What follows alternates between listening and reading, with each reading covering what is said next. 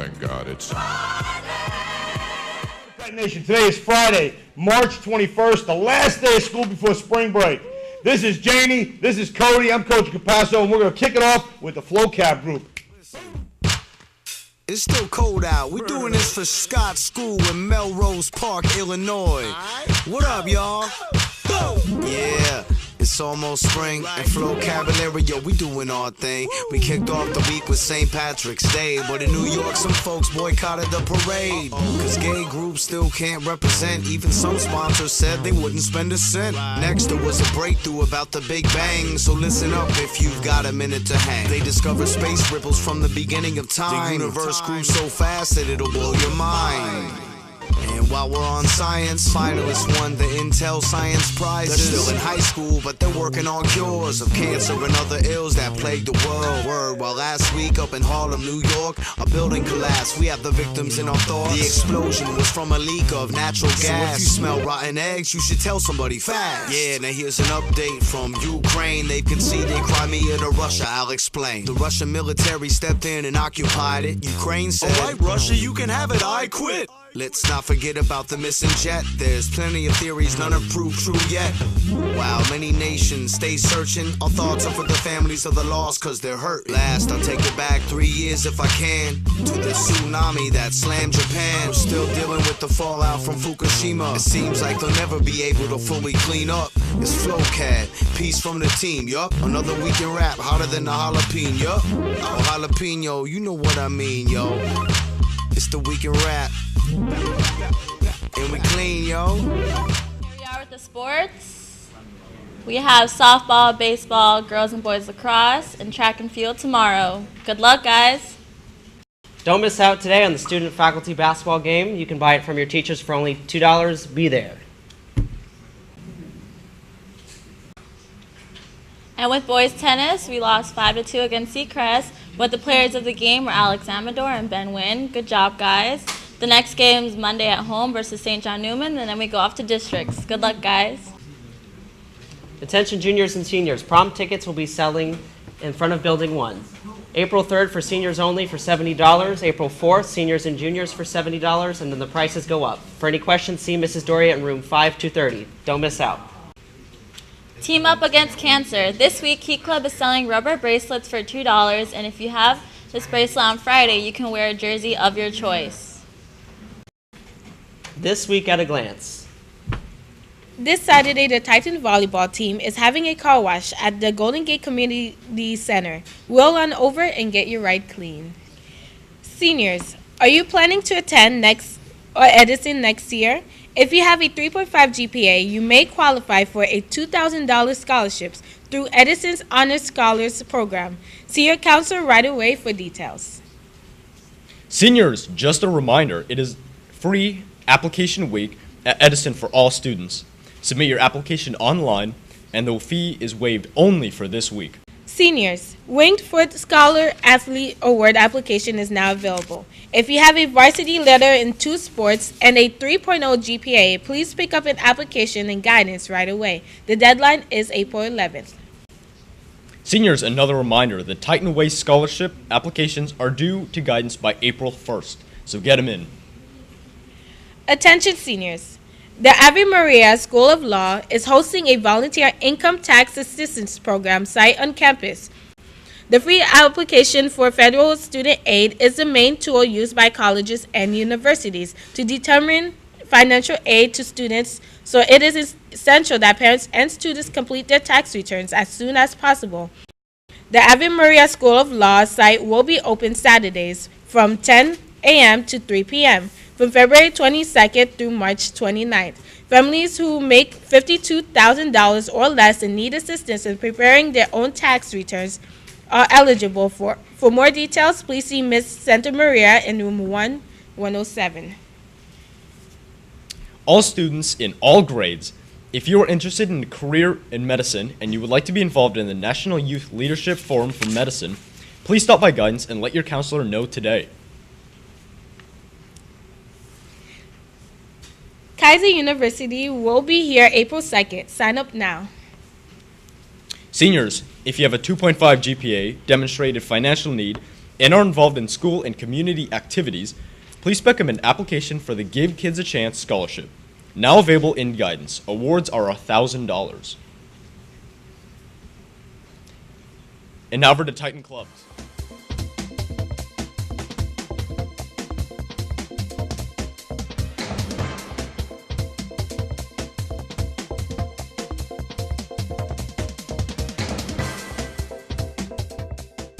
Remember to always do the right thing and respect the campus and our students. Now over to Ms. Farrell. We're having a VIP lunch, which means if you have 15 drachma and you would like to have myself and Mr. Hernandez serve you lunch at the nicely decorated table in the cafeteria, come by today and buy your ticket. And we're going to have 2 tables. So first come, first serve. 15 drachma will get you VIP lunch. Attention all students. If you have not returned your course selection sheets, please turn them in right away in guidance. We know how much Golden Gate students celebrate helping each other, so we have waived the student registration fee for our April 5th Walk for Wishes. Students can build their personal website and raise funds to help grant wishes to children in Collier, Glades, Hendry, and Lee counties facing life-threatening illnesses. Staff and faculty are also welcome. You can go to walkforwishes.net to register. This is a great event for a great cause. We're hoping everyone at Golden Gate High School gets involved. Now for scholarships.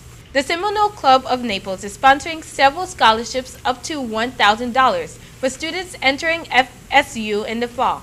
If you're planning to go to FSU, see your guidance counselor right away. Dreamers Scholarship.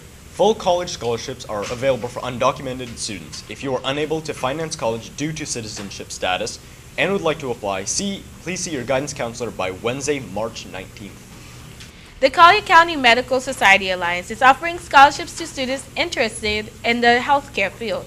If you're a senior with a 3.5 GPA going into the medical field, pick up an application and guidance right away. The Southern Scholarship Foundation provides rent-free housing at Florida universities up to $12,000 per year. If you have a GPA of 3.0 and need financial assistance for college housing, please see your counselor right away for information on how to apply. Deadline is April 1st.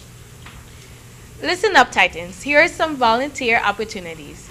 NCH Healthcare System is looking for summer volunteers. You must be 15 years old, have a 3.0 GPA, and commit to at least 12 hours per week. Applications are in guidance.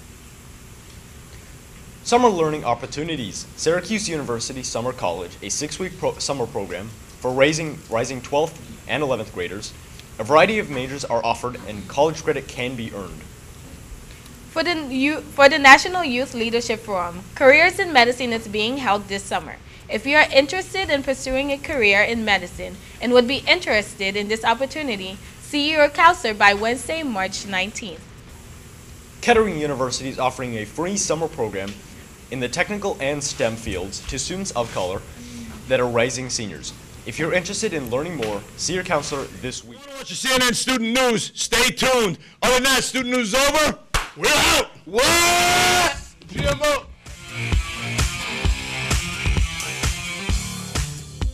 Fridays are awesome. Welcome to everyone watching worldwide, including our viewers in Edison and Ringgold, Georgia, who visited CNN Center in the past week. I'm Carl Azus. First up, a brain drain. It's when trained professionals or scientists or professors leave a country in search of better opportunities elsewhere. China's People's Daily newspaper said last year that China has the world's worst brain drain. In 2013, 8.5 million Chinese were living abroad, but only about 850,000 people had moved to China. Reasons for the exodus include wealth. People don't think China's financial system is stable enough to protect their money. Another reason, getting a foreign education brings a bit of status. And of course, you have infamous pollution in some Chinese cities. But when a country's movers and shakers move away, it can hurt a country's future educationally and economically. A human resources expert says China is fighting this with a talent war, trying to attract talented people from around the world. Moving now to Perth, Australia. It's the closest major city to what could be a new clue in the disappearance of a Malaysia Airlines passenger plane. The aircraft vanished in mid-flight last weekend with 239 people aboard. The search area is tremendous. This gives you an idea of where debris was located. It was detected several days ago by satellites scanning the area. That's a problem, because whatever this is might have drifted since it was found. And while it could be debris from the missing plane, it could also be another false lead, something that fell overboard from a ship, for example. The southern Indian Ocean, where two objects were detected, is one of the most remote places in the world, and everything from waves to weather is hampering the search. Time for the shout out. Which of these scientists is known for the discovery that germs cause disease? If you think you know it, shout it out. Is it Marie Curie, Louis Pasteur, Benjamin Banneker, or Ivan Pavlov? You've got 3 seconds. Go.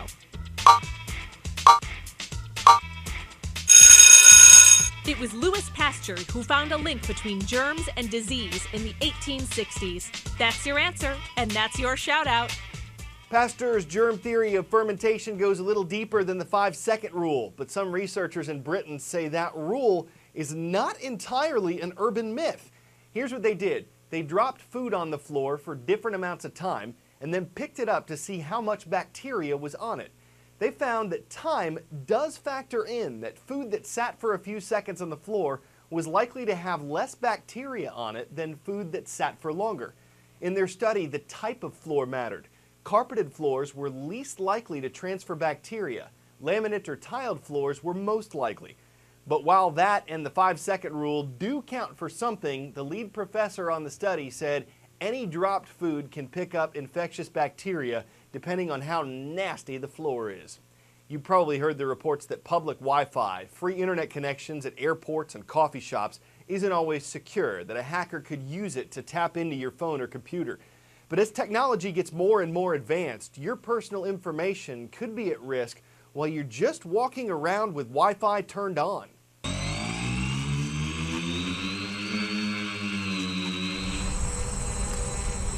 So you can see 3 devices or 3 mobile phones down below, and we're collecting data about at least those 3 people. That's a hacker. He's using technology installed on a drone to grab cell phone information from people below. This technology has been used on cell phones and laptops. One day it could be installed in a larger aircraft. Think helicopters or small planes. Down the road, and yeah, seeing lots of devices. It must be the people walking down the road. He can also see your usernames, passwords, credit card information, and get this, in some cases, your home address. So somebody who's walking around the park, that's most likely their house, like one of these houses here. The tech on the drone is called Snoopy. We took Snoopy out for a spin on the streets of London. It'll fly within a relative close distance of a person with a phone tucked safely in their pocket. And if they've left their Wi-Fi on, which most people do in my experience, their phone will very noisily be shouting out the name of every network it's ever connected to. So it'll be shouting out, "Starbucks, are you there?" You can protect yourself by turning off your Wi-Fi. But if you don't, Snoopy can trick your phone and send back a signal pretending to be the network the phone is looking for. Then the drone can intercept everything the phone sends and receives. So your phone's looking for Starbucks, and I pretend to be Starbucks.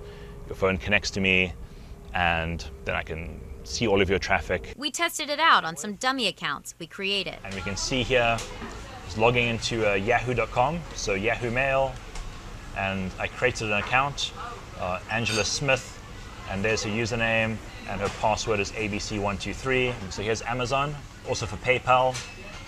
So PayPal, email address, username. Wilkinson is an ethical hacker. He built the Snoopy drone to highlight insecurities in smart devices. In a world where drones fly and tech enables them to potentially spy, it's more important than ever to protect your data. And now that we've all turned off our Wi-Fi, after hearing about a dark side of technology, we have a report for you about its bright side. One of the amazing ways the new technology of 3D printing is being used to help people. It concerns civil wars in South Sudan, a Central African nation where millions have died or been disfigured during years of conflict. The Second Civil War in Sudan was one of the largest Africa has ever known. It's a conflict that's displaced about 4 million people, making massive refugee camps a stark reality. The fallout from the fighting is startling. It has left more than 50,000 amputees in its wake. But in this unlikely place comes a tale of hope. The story of Daniel. Mick Ebeling is the founder of Not Impossible Labs. It's a nonprofit whose main mantras are help one, help many, and technology for the sake of humanity. What is 3D printing of an arm? I mean, for people who've never heard of this, what does that mean? It's like a pastry chef writing happy birthday on a cake, squeezing frosting out of the bottom of the tube, except for every time you write the H, you write on top of it again, and you write on top of it again, so that your H just starts to build from the ground up. And so you get a three-dimensional H. And that pastry tube is, on a 3D printer, is called an extruder, and the frosting is this hard kind of plastic spaghetti that gets spit through the extruder, heated up, and then spit out in whatever shape the program is going to do it at. What was it like when you first saw Daniel? Daniel was very recluse. He was turned away. He had his arms and his stumps slightly hidden. So November 11th, 2013, we had been in Yida. We had set up in the NGO's back shed, and it finally comes to a point where we've got everything together. And so Daniel came over and put it on, and I'm just testing kind of the ergonomics and how he was going to position to get his hand up to his mouth. And I was seeing him doing it, and it's actually happening. So we melted a little piece of orthoplastic on it and popped a tin spoon into the piece and fed himself for the first time. And it was one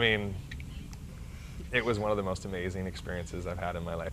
The crowd kind of gathered around watching it, and everybody was equally as blown away. Yes. Days after Daniel received his own arms, he began to print arms for other amputees. I think the brilliant thing about just the human mind is that the more you do something, the more you tweak it and the more you see how you can change it. When I go back, the arm will be way better than the arm that I taught them how to build. And that kind of progress is just so exciting. This Friday, our roll call takes us on a southeast path across the middle of the country. The Coyotes, or Coyotes, kick things off for us. They're watching in Dodson, Montana at Dodson High School. Then the Huskies await. Northwest High Magnet School in Omaha. Good to see y'all in Nebraska.